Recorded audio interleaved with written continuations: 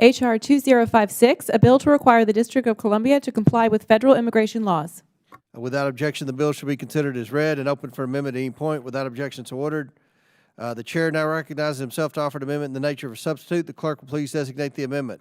An amendment in the nature of a substitute to H.R. 2056 is offered by Mr. Comer of Kentucky. Without objection, the amendment is considered as read, and the substitute will be considered as original text for the purpose of further amendment. I now recognize the sponsor of the bill, Mr. Higgins, for his opening statement. Thank you, Mr. Chairman. We recently have had extensive hearings regarding the negative impact of sanctuary city policies. In the District of Columbia, our nation's capital, is of unique significance to the entire nation and should reflect the best policies of enforcement of local, state, and federal law and the immigration policies and laws of the United States. The reality is, however, Mr. Chairman, is that the District of Columbia does not reflect those law enforcement traditions and the professional understandings and agreements between law enforcement authorities across the country at the local, state, and federal level, wherein cooperation is the standard norm. The sanctuary city policies removes those cities from the historically very effective operations of law enforcement, wherein a jurisdictional authority that has possession of an offender, if there's a warrant for that offender that's been issued and is legitimate and has been communicated from another jurisdictional authority, then there's a cooperative effort across law enforcement. Sanctuary cities don't do that. So my bill forces the District of Columbia into compliance with federal law. It nullifies any statute, ordinance, policy, or practice of the D.C. government which restricts any entity or official from providing citizenship or immigration status to federal, state, and local law enforcement, or from complying with a lawful request by the Department of Homeland Security under Sections 236 and 287 that regards the apprehension and detention of aliens and the powers of immigration officers and employees, is all under the Immigration and Nationality Act, including complying with detainers or notifying at the point of release of an individual, wherefore that release will be directly to the security and control of DHS if a proper detainer has been noticed. The bill also provides safe harbor for individuals who come forward as a witness to or as a victim of a crime, wherein specifically in the legislation, Mr. Chairman, any human being that is witness to or victim of a crime would not be subject to further enforcement if it's specifically under this law. Like this, the D.C. would not be considered not in compliance with this law if they're protecting the identity of a victim or a witness to a crime in an ongoing investigation. So in summary, Mr. Chairman, this bill would be opposed by our colleagues across the aisle, no doubt, but it simply brings the nation's capital into compliance with the nation's laws and with the standards by which law enforcement at the local, state, and federal level have a long-standing relationship of cooperation. It forces our nation's capital to be in compliance with those standards of norm. Mr. Chairman, I thank you for the consideration of this bill in today's markup. I urge its support on both sides of the aisle, and I yield. Gentleman yields back. Chair recognizes the ranking member for his opening statement. Thank you, Mr. Chairman. Before I discuss my opposition to this bill, which my friend anticipated, I must ask, are House Republicans trying to sabotage the operations and finances of the District of Columbia, and to what end? The recently enacted continuing resolution cut D.C.'s local budget by more than $1 billion. If that stands, D.C. will likely have to lay off first responders, police, fire, teachers. And Fitch Ratings placed D.C., because of no action on their own, on a rating watch negative. Every CR for the last 2 decades contained a provision that allowed D.C. to spend under its current local budget during the CR. House Republicans omitted that this year. Let's be clear about the absurdity of this situation. D.C.'s local budget consists of local funds, not federal. D.C. raised its own fiscal 2025 money. That money is in D.C.'s bank account. D.C. has been spending that money for 6 months, and now Congress has ordered D.C. to abandon its strategic priorities and investment opportunities. I served for 14 years on the Fairfax County Board of Supervisors just across the river in Virginia, including 5 years as chairman, like being mayor. I cannot imagine running a local government subject to the whims of a dysfunctional Congress. There's been a bipartisan agreement on this dais. We want D.C. to be safe and prosperous. The Senate passed a standalone bill sponsored by a Republican member to fix treatment of D.C. in the CR. That bill is within this committee's jurisdiction. I urge our Republican majority in the committee to work with Republican leadership to bring that bill up immediately. Now let me turn to the bill before us, which I strongly oppose. D.C. should be free to govern itself. My friend from Louisiana has no more business telling them how to run their business than I do from Fairfax, Virginia. The bill nullifies D.C. laws and policies that, like those of other jurisdictions, are in full compliance with federal law.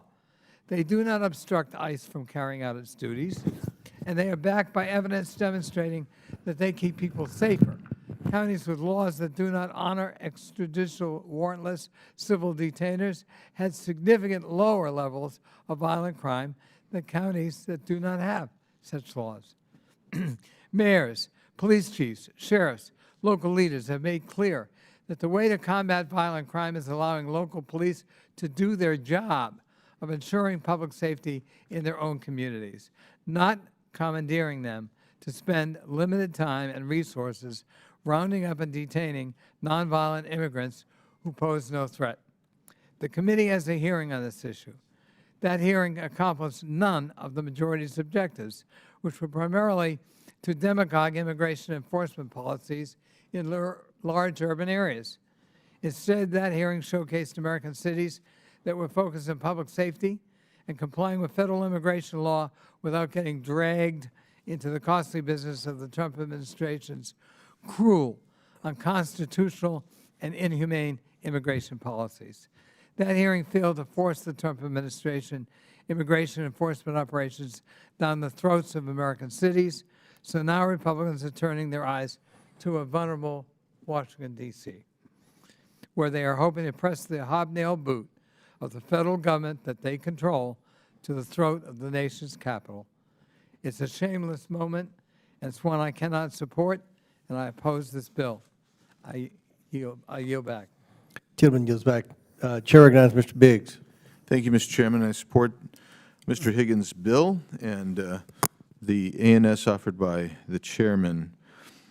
I'm going to focus just on 2 brief aspects of this. And Section 2, subparagraph A2, requires compliance with lawfully made. That should not cause anyone heartburn. It is a lawfully made request pursuant to 236 or Section 287 of the INA.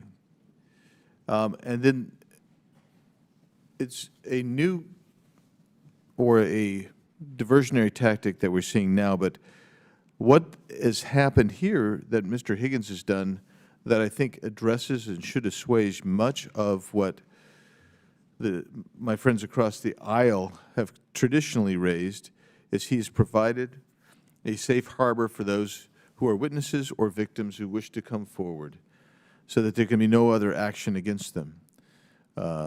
So with that, I think Mr. Higgins' bill is strikingly good, necessary, and appropriate at this time, and I'll yield to the gentleman from Louisiana, Mr. Higgins.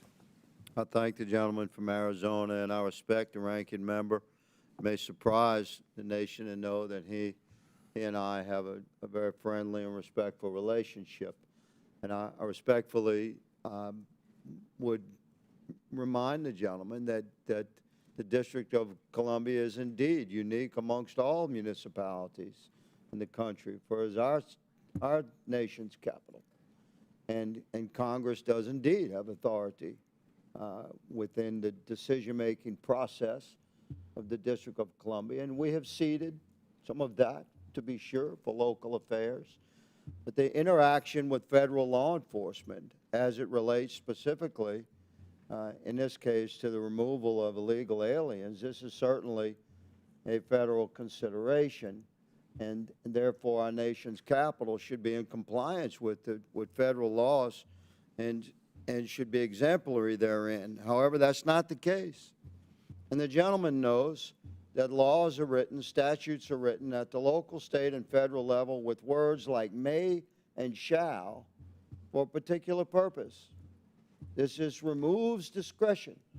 This shows the severity of the intent of the statute as it was written. And under the Code of the District of Columbia, 24-1107, the prohibition on cooperation with federal immigration agencies, the District of Columbia shall not hold an individual after they've been otherwise released to comply with an ICE detainer request, provide any facility or equipment to assist ICE with a search or inquiry about an individual in D.C. custody, permit ICE to interview a suspect in D.C. custody unless compelled by court order, provide ICE information about an individual's release date or location or any information about why they were detained, grant access to federal immigration authorities to District of Columbia detention facilities, or inquire into the immigration status of an individual in custody. D.C. laws go on with similar sanctuary city policies, prefaced by shall not or will, not may or can. No discretion there. These laws were written with severity leaning towards sanctuary city policies, and our nation's capital should not reflect a refusal, in fact, a mandated denial of compliance with federal immigration law. I thank the gentleman for yielding me some of his time, and I yield back to the gentleman from Arizona. I thank the gentleman. I yield, Mr. Chairman. Gentleman yield. Any other members? Chair recognizes Ms. Norton from Washington, D.C. Thank you, Mr. Chair. I strongly oppose this undemocratic anti-immigrant bill, which would nullify duly enacted laws, policies, and practices of the District of Columbia. Before I address the details of this bill, I want to discuss democracy and the lack of democracy in D.C. The Revolutionary War was fought to give consent to the governed and to end taxation without representation. Yet more than 700,000 D.C. residents are denied voting representation in Congress and full local self-government, even though D.C. pays more federal taxes per capita than any state and more total federal taxes than 19 states. Last Congress, Republicans introduced more than 100 bills and amendments to repeal or block D.C. laws and policies. This Congress, Republicans have already introduced 17 such bills and amendments. 2 weeks ago, Congress passed a bill drafted by Republicans that cut more than $1 billion from the D.C. local budget, which consists entirely of locally raised revenue. Although Congress has plenary authority over D.C., legislating on D.C. matters is a choice, In 1953, the Supreme Court held that, quote, "There is no constitutional barrier to delegation by Congress to the District of Columbia of full legislative power," end quote. D.C. has a local legislature. The members are elected by D.C. residents.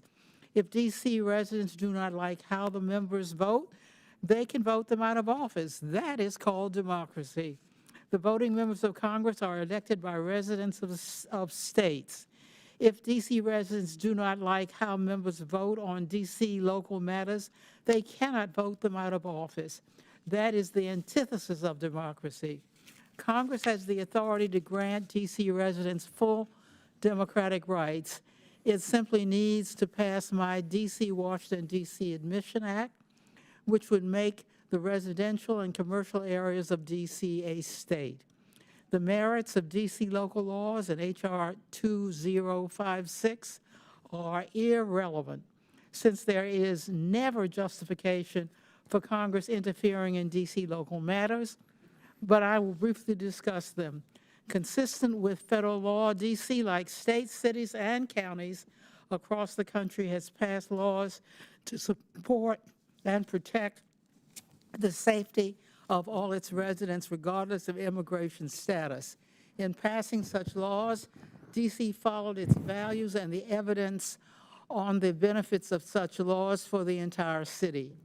House R. 2056 contains an exception for victims and witnesses to crimes. The exception is a fig leaf. If enacted, the bill would deter immigrants from seeking assistance from or cooperating with the D.C. government, including the police department. I urge members to vote no on this bill. Ask my friend to yield. Go ahead. Yield to Mr. Conley. I thank my friend. I just want to say local control is best. And I say to my friend from Louisiana, and he is my friend, I don't think Baton Rouge would like Congress telling it how to do its policing or its fire services or other municipal services provided. Neither would my jurisdiction. Neither does D.C., which is 700,000 people. We either believe in the principle of local control or we don't, even when we disagree with decisions they make. God knows I've disagreed with decisions made in D.C., but I've never tried to interfere. I've never presumed. If we're going to go down this road, why don't we take over zoning? So we can do zoning for D.C. We can decide on the building height limit. We can decide on where commercial goes, where real estate, where residential goes. We can get involved in the geothermal experiment, which is exciting, and do whatever we want to do about it. We can really tie up this committee with a lot of D.C. business that belongs in the hands of the locally elected, empowered D.C. City Council. And I believe very firmly in that principle. I have never tried to overturn or legislatively question a decision made by that council. It's not about my personal preference. It is about the democratic will of the people of the District of Columbia, 700,000 fellow citizens. I urge defeat of this bill, and I thank my friend for yielding.